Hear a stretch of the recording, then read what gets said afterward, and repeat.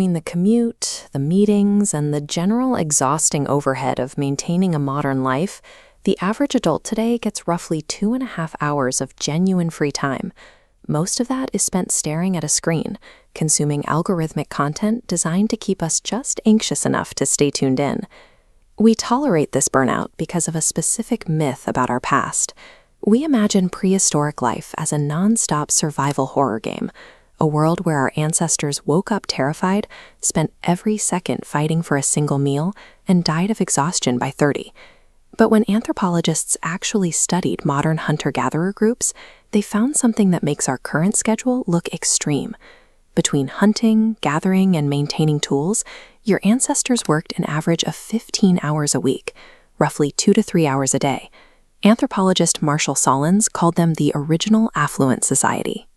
They didn't have material wealth, but they possessed the one thing every modern human is desperately chasing and almost never catches: abundant, unscheduled, unmonetized time.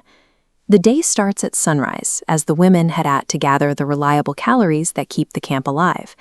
They return with a steady supply of tubers and fruits that don't depend on the luck of the hunt. Because older women, the grandmothers, provided the bulk of this food, human children were granted a long, unstructured childhood. They spent their days in mixed-age playgroups, learning social negotiation and physical skills by mimicking the adults working right next to them. While the women gather, the men hunt. Before the invention of bows, they used persistence hunting, tracking a large animal for hours through the midday heat. You don't try to outrun a wildebeest in a sprint. You just keep pace until the animal collapses from exhaustion. Our anatomy was built for this. Our hairless, sweating skin, long legs, and large glute muscles were engineered specifically for endurance predation in the heat. While four-legged animals have to stop to pant, we can cool our bodies while moving. By the time a modern worker hits their lunch break, a hunter-gatherer has typically finished their chores for the entire day.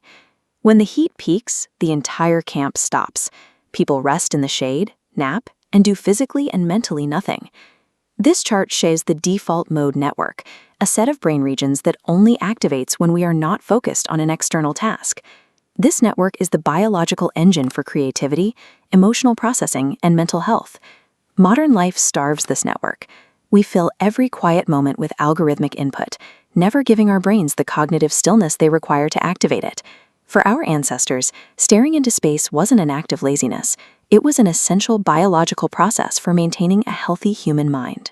In the afternoon, the group regroups to share food.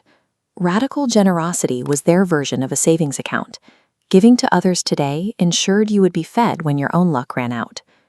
To prevent any one person from becoming too powerful, they used humor to enforce equality. If a hunter brought back a massive kill, the camp would mock him, insulting the meat and the animal to ensure he didn't develop an ego. Conflicts were handled with voting with your feet. If you couldn't stand someone, you simply packed your things and moved to another camp until the heat passed.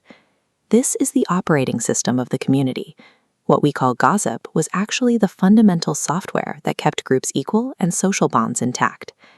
Conversation served as the legal framework, the daily news, and the entertainment, all happening simultaneously in the shade. As night falls, the conversation continues around the fire. This served as social grooming at scale, allowing humans to maintain complex relationships with dozens of people simultaneously, through language rather than physical touch. This abundance of time led to extraordinary art. At Chauvet, the overlapping lines of bison and horses were designed to appear three-dimensional and moving in the flickering firelight, the first cinematic illusions. They spent hours mastering the crafts of their tools and clothing. This bone needle, with its tiny drilled eye, proves they cared deeply about the quality and precision of the things they made.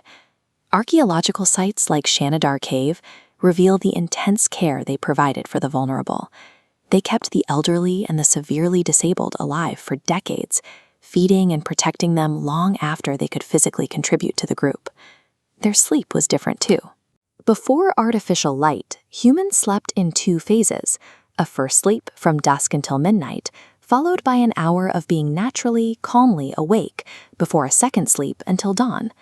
The invention of gas and electric lighting flattened this rhythm, compressing our sleep into the single 8-hour block we now consider biologically normal. Prehistoric nights were active periods of connection, prayer, reflection, and mutual care.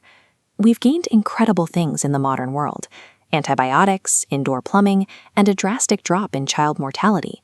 These are real wins we wouldn't trade back.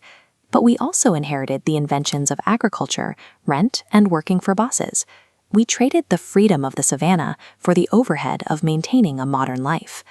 Despite our modern surroundings, we still inhabit the exact same nervous systems as those ancient hunter-gatherers. Our biology still expects the specific inputs it was shaped by: movement, sunlight, and the long stretches of daily stillness required for our minds to process the world. Modern burnout and anxiety signal a deep biological mismatch, the collision between ancient hardware and a modern schedule. Reclaiming time for connection and unstructured rest satisfies the original core requirements of our species.